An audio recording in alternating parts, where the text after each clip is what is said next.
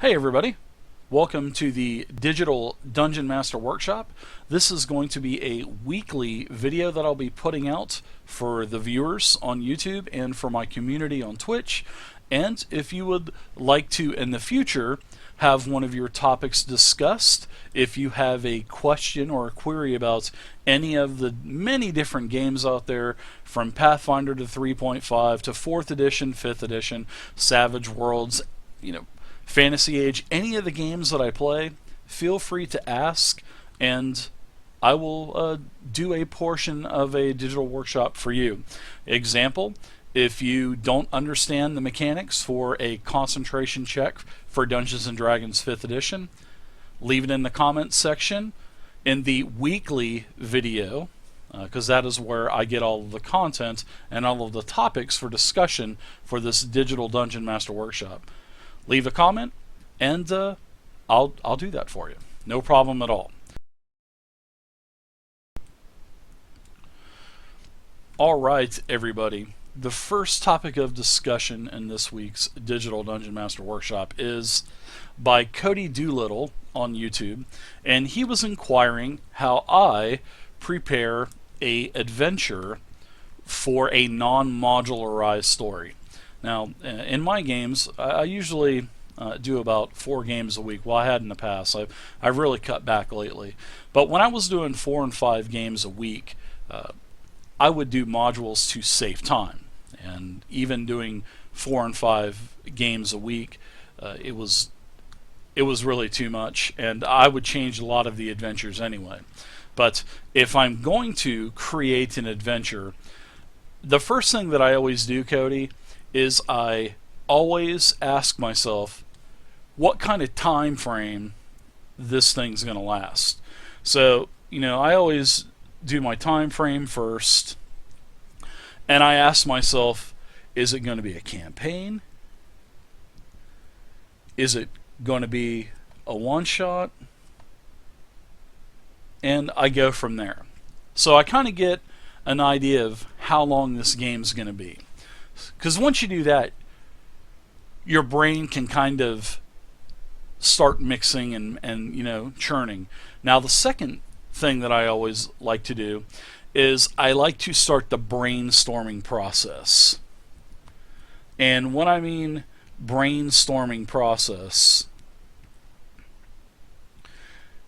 what kind of encounters do I want to do? Do I want to do more role play? Do I want to do sort of like a maybe a mystery? Do I want a bunch of puzzles? Do I want a lot of combat, or do I just want an old-fashioned dungeon grinder? So I kind of start brainstorming, and you could take these elements, and you can take more than one of these elements and add them into a game. The more the merrier. I mean, it's not 1980 no more where everything is just room to room, kick down a door and there's 8 kobolds or 3 gricks, or kind of spruce your game up. Don't have too much combat, don't have too much role play. Unless your group is just a 100% role play monger group, then they'll love it. But I try to have a good mix of everything. So as I'm brainstorming, I start to think of what I can do for content. So, do your ideas? All right. Are they your own?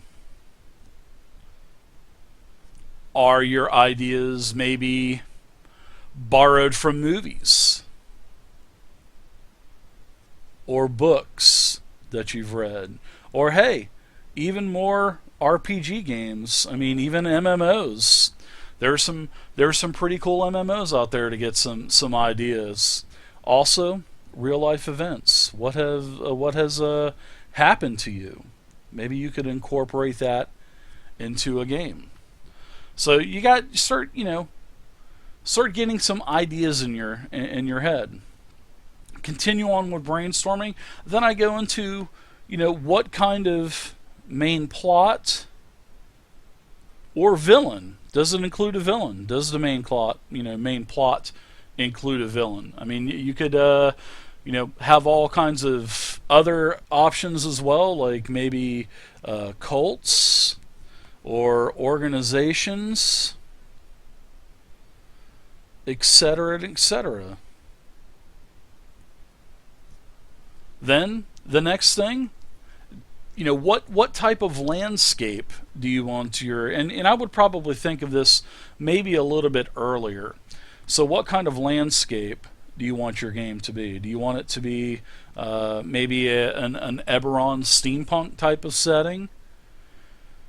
Do you want it to be maybe a Spelljammer type of space and orc setting?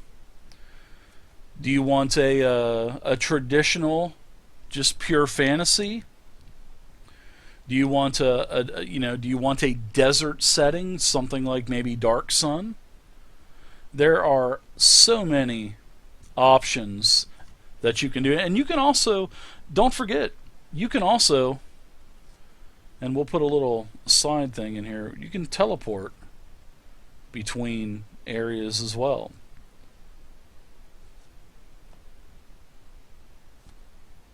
So don't forget that. You can always do that.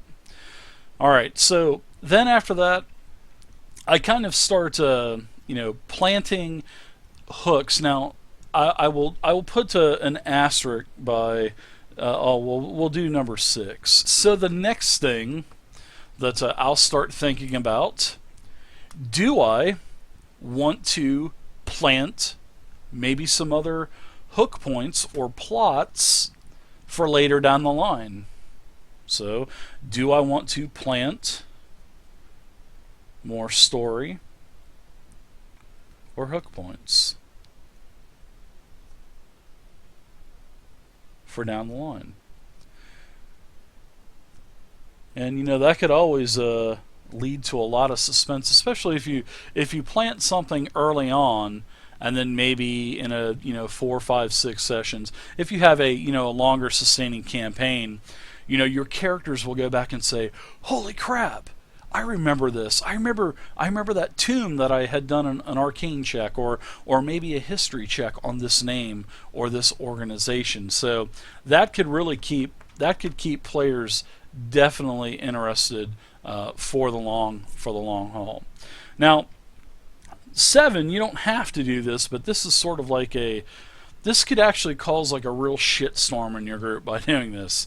Now, do you want to have a special plot with one of your characters, with one of the party members? Meaning this. Do you want to get with this person ahead of time before the game starts and maybe suggest, hey, would you be interested in being maybe like a clue for an adventure, or maybe maybe the party member could actually be the villain that the party's actually looking for, or maybe a piece of the puzzle. It could end in a character's death. Explain that to the party member, and if they want to go along with it, go for it. That would definitely cause some strife and maybe cause some drama in the group, which a little bit of drama is always good. I'm not talking rules lawyer type of drama. I'm just talking role-playing type of drama. So, see if you want to, do something like that. And I think you'd have fun with something like that. I know I do. I love to do stuff like that. Not when I first started DMing. When I became more experienced, I started DMing about 3 years ago. So about a year ago, I started incorporating strife into my games, and I would get with other players and stuff like that. And it actually does. It adds quite a bit of strife. And a lot of the times, the party just they won't do anything about it. But then there could be other ramifications and stuff. So, it can definitely be fun. Alright, so once I have all of this stuff, make sure you stay organized. And I'm going to put that in a big red letter on here. And I'm using my new whiteboard for this, so my son picked this out for me. So stay organized, guys. Stay organized. You guys can't even see that. There you go. You guys got to stay organized when you make a game, when you create content, because you want to know it first off. And if you don't know the content very well, then the story's not going to go together. And a lot of, some people can do everything on the fly. And if you can do that on the fly, hey, that's great. You don't even need to do any of this. But if you're going to kind of plan ahead, then definitely know the content. And I also, to stay organized, I also use a color coordinating system. I usually type everything out and then I print it. And I use 4 different colors to also help me stay organized. Now, I do it this way. You don't have to do it this way. This just helps me. And I'll tell you how. I use 4 highlighters. The first one I use is orange. And I do all nothing but names. All names. NPCs, town names, worlds, any names all get highlighted in orange highlighter. That way, because a lot of people ask me, Dave, how in the hell do you remember all of these names? It's really easy. I have a sheet that has all kinds of names on it, and here is an example. I have this here. This is my personal lore game that I've been writing. This is the first little mini adventure that I have. And as you can see, I have everything here, all these names in orange. And then throughout the content, I also have more orange names. So I can always refer to that. Super, super, super easy. It's really easy to refer to, and I don't have to stop the game. The next color that I use is Fluorescent Yellow. And the Fluorescent Yellow is all public knowledge, meaning this. I had to write that. All of the air, wherever you're at, all of the public knowledge, your terrain, your surroundings, what's in the throne room that you just walked into. Any other type of NPC text, anything like that. That's all yellow. That way, I know that it's important that the party can learn it with no type of skill checks involved. The next color I use is blue. Now the blue, I use blue for all type of skill check type of knowledge, or maybe searching knowledge. So it's basically non-public information. To where they're to gain this information, they're going to need to do checks or exploration or maybe banter with another noble, maybe some role play. So then they can find out everything in blue, and it usually, like I said, it involves skill checks, role playing, exploring. Maybe puzzles, codes on, maybe a piece of paper that was stuck into a player's pocket by another rogue or something. And then the last color that I use is pink. And the pink is for all treasure. So, that is how I organize myself to create an adventure. And it works for me. I don't think I missed anything, and I'm doing all of this on the fly. So I hope you enjoyed this, Cody. I hope this helped you out. And that's how I create a non-modularized story. So feel free to leave a comment down in the comment section down below if you enjoyed it. And also, what do you guys do to prepare or write a small campaign, or maybe a one-shot, or whatever? I'd like to see what you guys say as well. Alright, everybody, next topic of discussion is by Solution on YouTube. And Solution's question was, hey Dave, how in the heck do I find a game online? Meaning, how do I find a D&D game? So, Solution, I am going to give you different ways of finding a game. Now, the first thing you're going to want to do is, how do you want to play? Do you want to play using Roll20? Do you want to play using Fantasy Grounds? Or does it really not bother you at all? Because you can play both for free. Alright, so the first thing you're going to want to do is check out Roll20. Go to roll20.net, go to their forums, and they have a massive forum of Roll20 is the most used virtual tabletop online in the world. So there are tons of people looking for group and also DMs looking for group. So here you go. This is just one page of the thread, man. And there's a lot of people looking and a lot of people starting games as well. So roll20.net is your first option, probably the highest traffic for options as well. So next is Fantasy Grounds. Now Fantasy Grounds is making a lot of headway in the virtual tabletop community. They are actually the oldest of all of the tabletops. They've gone through a great transition since Smitework and Doug and John have purchased it from a company in Europe. They've totally redone the program several times over. The product is beautiful now. There's official Wizards of the Coast stuff with it now, and you can go to their forums, and there is a game organization forum.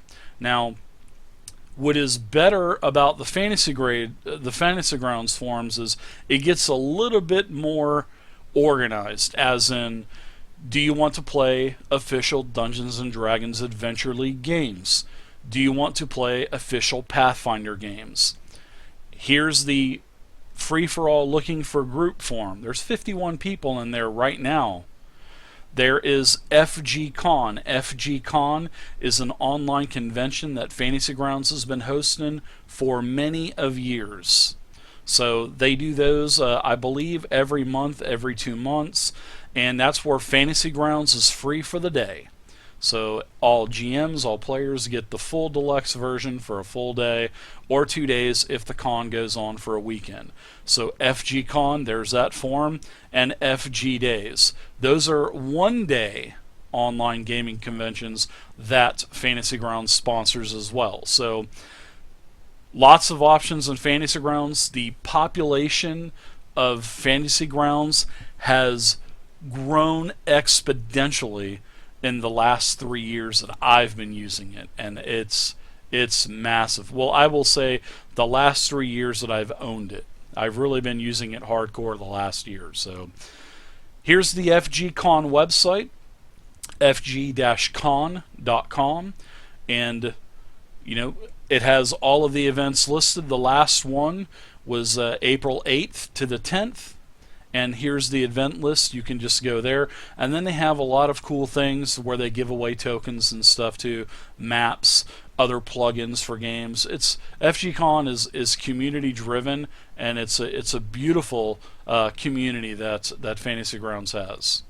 All right, next is NWorld. You can go to NWorld, search through their massive forums that they have. NWorld is probably the most traveled role-playing / tabletop game, RPG news, game reviews, all that stuff. So they're the biggest by far of any website out there. So there's also a forum there. You could check it out there. Now, also here's Obsidian Portal. Obsidian Portal has a lot of different character sheets and stuff that you can make for 3.5 and 4th edition and 5th edition and stuff. So they also have a forum. You can go to obsidianportal.com, check out all of their threads, and there you go. Plenty of options out there. solution to find a game. You just got to invest the time and have some patience and find a game. But you'll eventually find one. You definitely will. So, I hope that helped you out, Sir Lucian. Also, anyone in the community, do you have other websites that you can go to? These are the main ones that I know of that probably have the most traffic. So please feel free to leave a comment down below if you guys know of any other websites out there that the community can use to find Dungeons & Dragons or other tabletop games. Alright everybody, so off to the next section. Now, Hakigo Goblin, one of my YouTube viewers, asked, Dave, how do you organize a bunch of different NPCs in a modular adventure? And I'm going to answer that right now. So the first thing that I always do is, like I talked about in the first portion of this this video tutorial, stay organized, man. Those are your friends right there. Go spend a couple bucks, get you some colored highlighters, and color coordinate your information. I mean, that is the easiest thing that I had done. I won't highlight my books. I'm not going to ruin my books. So I either I Xerox the pages off, or I scan them. I'm not going to say Xerox. That'll show my age, and I don't want that to happen. So what I'll usually do is I'll either scan and make a PDF of the pages that I need, and then I'll highlight it that way, which works good. But in Out of the Abyss, I wanted to write them down because I felt they'd be presented much easier for me to kind of keep track of, because of the information was kind of spread out in the first section. Now, I'm going to refer to Velkenvelv in Out of the Abyss. That's the Underdark adventure that came out probably about 6-8 months ago. And when the adventure starts, all of your party is captured. Your party comes up with stories on how they were captured by the Drow. They're taken to a slave trading post or slave trading camp called Velkenvelv, and it's in the Underdark. Now, there are a couple of cages that have these prisoners in the cages, along with your players. So if you have a group of 5 players, there's going to be an additional 1, 2, 3, 4, 5, 6, 7, 8, 9, 10 more PCs on top of your players. So as a DM, 10 and 5 is 15 player characters and NPCs, and that is a lot to keep track of. Unless you're a savant and you can just remember the names and their races and everything, hey, more power to you. But me, it's easier for me to write this stuff down or either highlight it in a PDF that I print out. So here's how I do it. You know, the Drow that were in charge of Velkenvelv, the 2 most important Drow, I highlighted in orange, and what their positions were. And as you can see, I kind of bracketed the Drow. And then for the prisoners, I kind of bracketed them off, and I wrote all 10 names down. I highlighted them orange, and then I put their sex, their race, and then what was significant about them.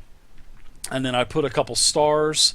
Those were important. This is actually how I incorporated them into the game.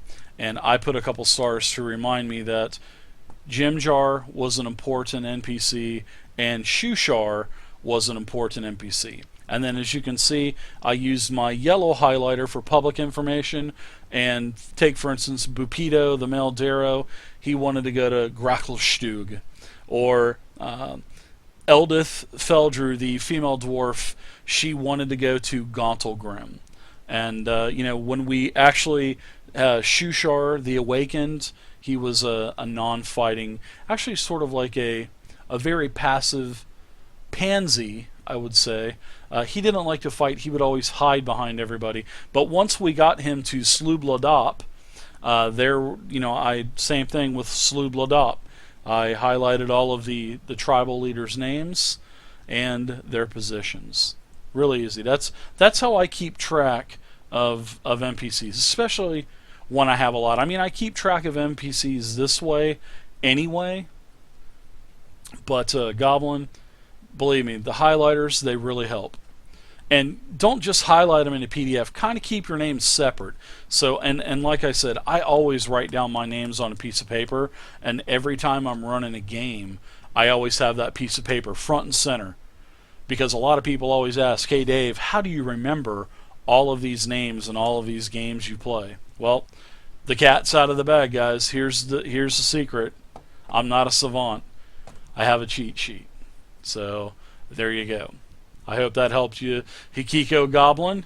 And feel free to leave a comment down below. Do you guys have a different method? I would love to hear it.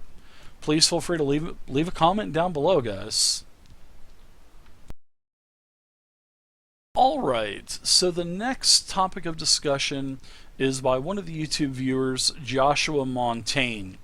And Joshua asked me, how do you find the right party balance, Dave?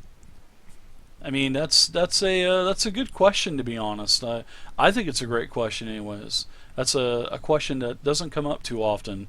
But here's the way I see it, Joshua. The first thing is I'm just going to write this down in big letters. Don't overthink. All right. And I don't mean this to be rude or anything like that, but don't overthink the process. You don't have to overthink the process. There's some variables that I'm going to talk about as well. So you said finding the right party balance. First off, the variables are, and I'll put there are some variables. And just because this is what I say, it's not the end all be all, guys. This is not right. This is not wrong. This is how I approach it, and I approach it with my players this way. So, the first thing, it always depends on the game system. Alright? It always depends on the game system. Are you going to play Pathfinder where you don't need clerics at all and everybody can run around with Cure Light Wound wands? Are you going to play D&D 5e? It's a very player friendly game. A lot of hit dice heals. Potions are cheap. Do you really need a cleric? Do you need a wizard? Do you need that crowd control? Do you need a rogue? Do you need a rogue to pick the traps in D&D 5e or Pathfinder or any of the other systems out there? Are you going to be playing Savage Worlds? I could see a healer being a little bit more needed in Savage Worlds compared to maybe say D&D 5e or Pathfinder.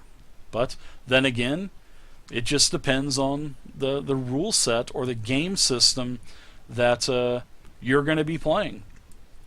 And here's another thing that I'd like to mention as well. Ask the DM, all right, how you're starting the game, meaning this, how your party is starting the game, all right? And this means, do you know each other, all right? Because it doesn't make sense, in all reality, it doesn't mean sense to sit around the table if your DM tells you you guys are not going to know one another and you guys are going to have to explore the town and find one another. It doesn't make sense to be out of the game creating your character saying, okay, I'll make the mage, I'll make the rogue, I'll make the fighter, I'll make whatever anybody else doesn't make. So we have our holy grail of a group. Ask the DM, how are you going to be starting? Are you going to be starting the game as traveling companions already? Or are you going to start the game not knowing one another? All right. A lot of people want to know, what is the perfect balance of a group? I mean, here is the traditional group. Your traditional makeup would be a fighter type of class, a cleric type of class, a rogue type of class, and a mage or wizard type of class. So that is what the traditional makeup means. But don't meta it. You know, if your DM tells you, hey, you guys don't know each other, then create your characters and don't say anything. If you guys want to, everybody wants to play a rogue, play a rogue. Because, depending on the game system as well, you know, you can multi-class. So, another topic to discuss, play what you want. I can't tell you how many times I've had players always play rogues every single time they ever play, or they always play wizards. So somebody else might want to play a wizard. Who cares? Have two wizards. Just because somebody else is playing a class that you may want to play, don't worry about it. Play what you want. It may mean that you don't have any heals, and you may have to spend a whole shit ton on Cure Light Wound scrolls or, you know, healing potions of healing, but that could be a fun part of the game. Maybe, depending on the game system that you're playing, maybe you'll be able to, next thing, probably the final thing, multi-class. So you can adjust, guys. You can adjust. If you don't have the perfect group makeup at first, ask your DM if you can multi-class. Say, hey, look, I don't want to start my character over. I enjoy my character, but do you mind if I maybe do a little bit of studying at the temple so I can get some healing? Or maybe can I do a little bit of studying at the Rogues Guild? That would be great roleplay. How did you get into the Rogues Guild to, you know, learn how to pick locks when normally you're casting magic missiles at the dark all the time? Sorry for the burp there. Lots of things to do, but like I said, Joshua, dude, don't overthink the process. I can't stress that enough. Don't overthink it, and don't stress yourself out about it. Ask your DM, do we know each other? Do we not know each other? If you don't know each other, don't get with the other party members. Surprise one another. That's all part about a role. That's all the fun thing about. That's one thing about playing a role-playing game. There you go. Play what you want, guys. Play what you want. Don't dictate being that one person that never gets to play what he or she wants to play because everybody else is playing what they want to play.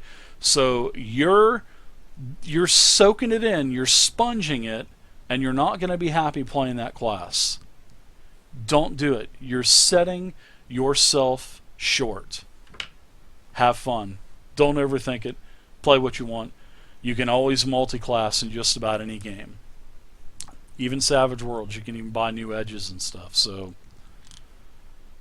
Fantasy Age, I can't think of a game where you can't kind of pick other schools up or other classes. Some games you can't, but for the most part you can. There you go, guys. Joshua, I hope that helped you out, man. Leave a comment down below. What do you guys do? Am I overthinking the process by thinking like this? I don't think I am. Tell me what you guys think. Alright, everybody, and tonight's final topic of discussion is by the YouTube user Jamal Bayless. And Jamal was saying, hey man, I'm totally bored of all this good versus bad. How about some bad versus good? And what would I do to play in an evil campaign? You know, and what about evil races and whatnot? That's easy. I got you covered, Jamal. So the first thing you want to do is make sure everybody in your group, including your DM, is on the same page. Alright?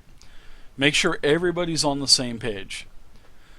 Secondly, you need to find out what type of races you want to play. You know, and I know that you're referring to D&D 5th edition. So there's not a lot of races in D&D 5th edition that are your stereotypical evil races. Now, there are some. There's the Smirfneblin. There is the Drow. There's the Duergar. Actually, there's a couple different Duergar. One in the Monster Manual. One also in the new Sword Coast Adventurers Guide. And you can play any race evil. So I will just tell you that any of the core races, you can play evil. Even an elf. You can play an elf evil if you want to. There's no rule saying that this has to be good or this race has to be neutral. So first and foremost, play a race that you're going to be happy playing and get with your dungeon master.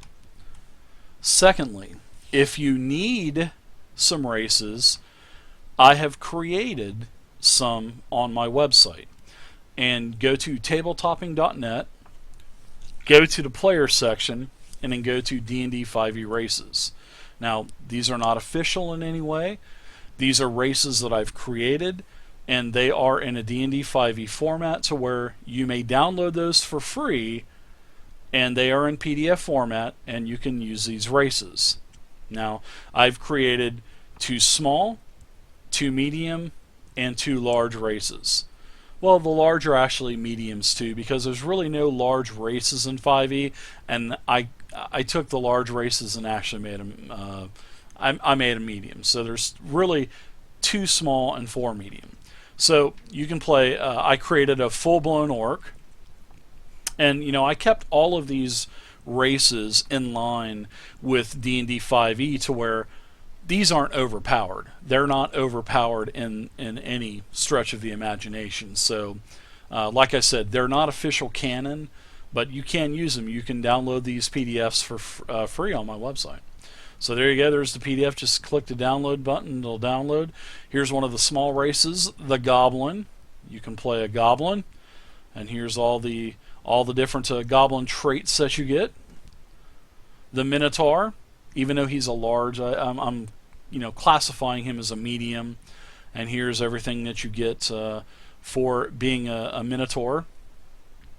Here's the Bugbear, another large race that I've made medium, and here's all the Bugbear traits.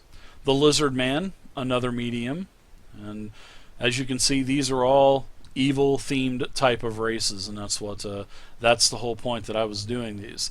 And then finally, here is the Kobold, and then all of the Kobold traits. Like I said, you can download those on PDF format.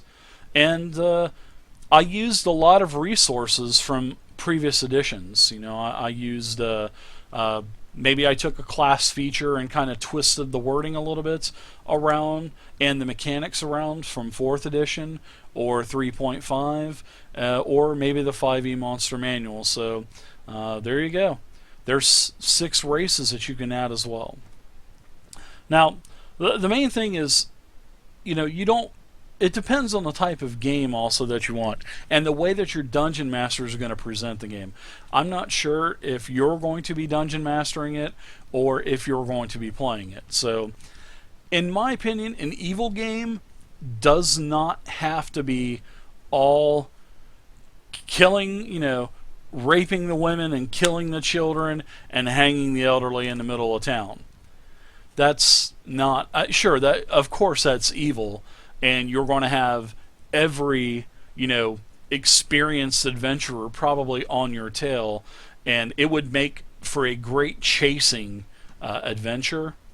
But there's a lot of other things to do besides just that kind of that type of evilness, as you want to call it.